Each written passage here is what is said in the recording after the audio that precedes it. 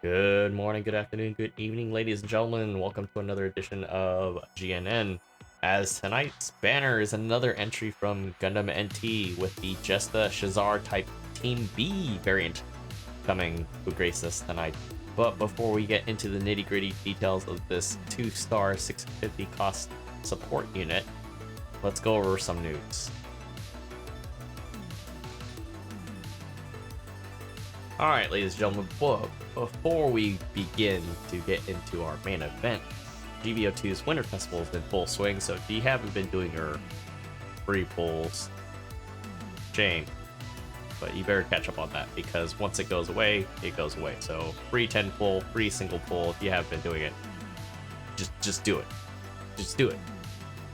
Anyways, we also have a special step-up supply drop for unacquired mobile suits, boosted supply drops for 3 different steps, and then a final 3-step or greater for 1 unobtained. So you got some extra jingle in your pocket. Look into that. But if you're not enticed by that at all, even better, we have a special limited supply drop for the full armored striker custom level 2, bring it into the 550 range, as well as it with beam rifle. So that's also amazing.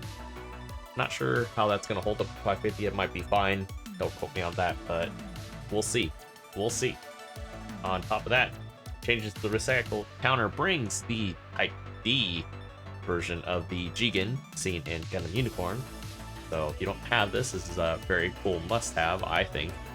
I believe it's 215 recycle tickets right now, so if you've been saving up and you want a pretty fun 500 cost Jigen D type to play around with, this is definitely one up your alley, because the stats do favor a little more melee side of things, but it does have a lot of the same weaponry. I think it's a hybrid based on what they have set up between the stock Jigen from Char's counterattack and the Jetta, which is supposed to be in between everything.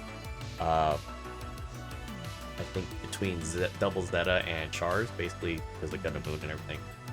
Anyways, jumping down to the DP exchange counter, we are getting the level 5 version of Gelgu, level 5 version of the full armor Gundam, and the level 1, level 2 version of the Gaza D.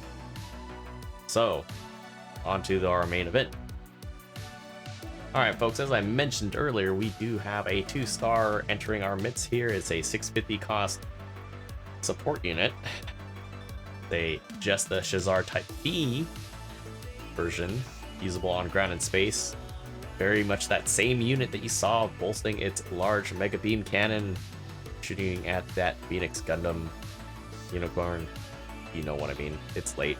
Anyways, so basically this suit has the same weaponry as your stock Jesta. They both start with J's, I'm sorry.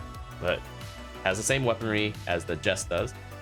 You know, your beam machine gun, your grenades. This one actually has some hip-fired ones, so I think that's the reason why I was thinking Jetta the whole entire time. The Vulcan pods, which we'll get into a little bit, they're pretty great. And it has a beam saber too. So they're handling, basically they're already wording with the fluff unit already, fluff text, that it's supposed to be mid-range. So that's basically what's tonight's banner. Comes with the mega beam launcher found on the Rizel, and it's basically their sniper unit for that whole sequence there. You are pulling 10 spins for this suit, because, you know, 2-star sport tax, as people mention it. You do get a chance to get a piece of the Shezarr team's normal suit, which does slightly differ from the standard Londo Bell uniform.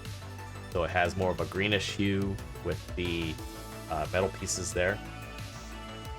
But it looks pretty cool, so if you like cosplay a little bit more of that, by all means, pull for it.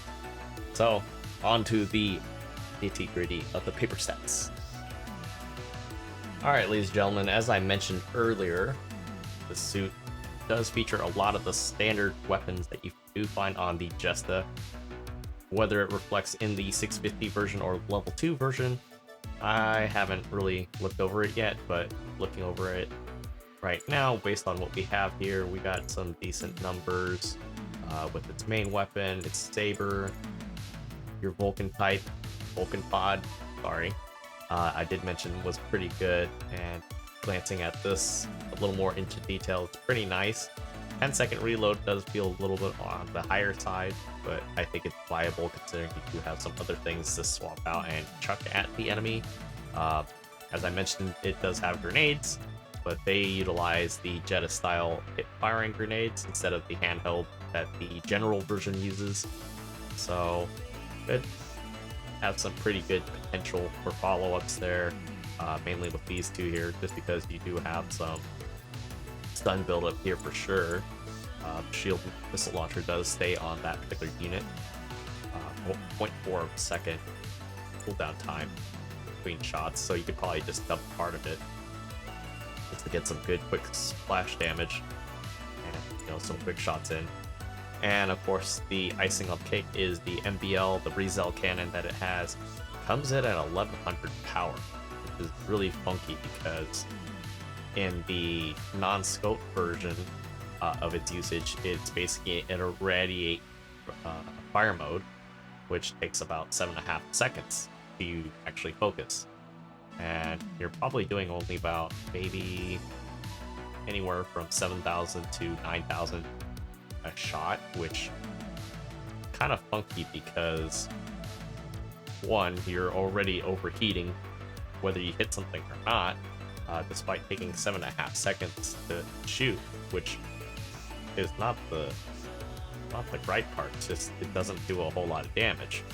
At the same time, which we'll get into the skills, this does have a special snipe mode that they advertise on the actual page, where you go into scope mode, as most suits can do that, and you're going to do that extra percentage on top of the base damage plus whatever range modifiers you're running, and it'll do more. But on top of that, your focus time and overheat time, or basically heat usage, changes because of this rapid sniping mode, and it's only with this suit so far, which leads me to believe, I haven't ran this yet, by the way, as I'm talking about this.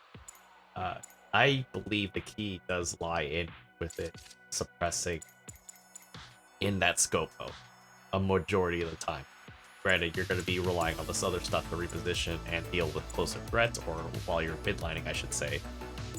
But realistically, in the spots of whatever map that you're playing, and hopefully your team is very aware of where you're at, just because you have 600 meters, I feel like this might be a slight liability. And on top of that, even with it being in scope mode and you're able to do probably consistently, we'll say, I'm bad with math here, but we'll say on average, we'll say 2k a pop per shot, and it's stun build-up, not even stuns for that matter, which I've tried to practice. I do have the suit, that's why we're looking at this, obviously, but it does kind of lend to the fact that you're probably having to find those opportunities to chuck shots in and then reposition, or if you are on the move with your front line and just steamrolling, then you're going to be relying on other stuff, not necessarily sitting in that scope mode the whole entire time. But I do feel like a good chunk of your time making those opportunities will be running that in sniper mode, although if the opportunity does present itself for mega damage, you're going to probably suck it up and do the 25 second cooldown part where you just melt the whole canyon and then some. So hard to say, but yeah, skills wise, pretty standard for a lot of the skills that it comes with, stuff that you would probably find common with most supports. What's funny is that it comes with anti-jamming at level 1, which I'm not sure if that's even a problem at that cost range. I don't think there's a whole lot of suits that are utilized that do have jamming. There's not even any native suits that I know that come with that, but I don't know, we'll see. Maybe they have something planned. BB Studios likes to keep everything under wraps. But you do get, the precision shelling when you're not moving, 5% plus the percentage that you get from scoping in. Definitely kind of helps, but because the suit only comes with 20 range, which is, I was gonna get to that, but that's just That's very conservative numbers for a support unit, which, granted, the Jesta doesn't come that way stock. You know, if we're using it based off of the general numbers there, which we back off. I'm running, what? Sorry.